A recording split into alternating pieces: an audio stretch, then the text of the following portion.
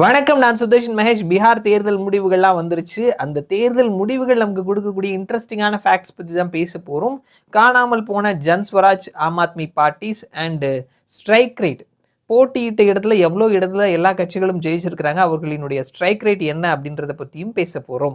இந்த தேர்தலில் ஜன்ஸ்வராஜ் பார்ட்டி 238 இடத்துல போட்டியிட்டாங்க. 233 இடத்துல அவர்களினுடைய டெபாசிட் காலி ஆயிடுச்சு அப்படின்றத பார்க்க முடிகிறது.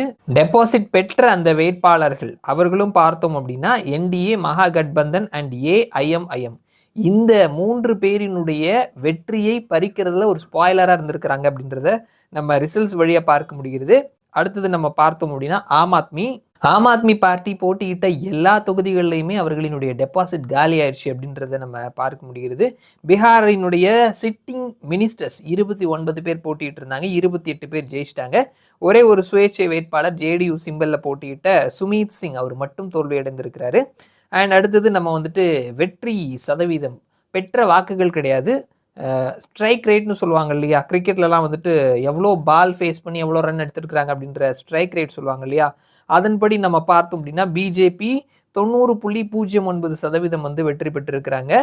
JDU 82.17, LJP 67.85, RLM 66.7, HAM 83.33, RJD 17.48, Congress 8.19 and AIMIM 20. இருக்கிறதுலையே குறைஞ்சது பெரிய கட்சிகள்னு பார்த்தோம்னா காங்கிரஸ் தான். 10% கூட ஸ்ட்ரைக் ரேட் கிடையாது. 61 தொகுதியில் போட்டிட்டு 6 தொகுதியில் ஜெயிச்சிருக்கிறாங்க.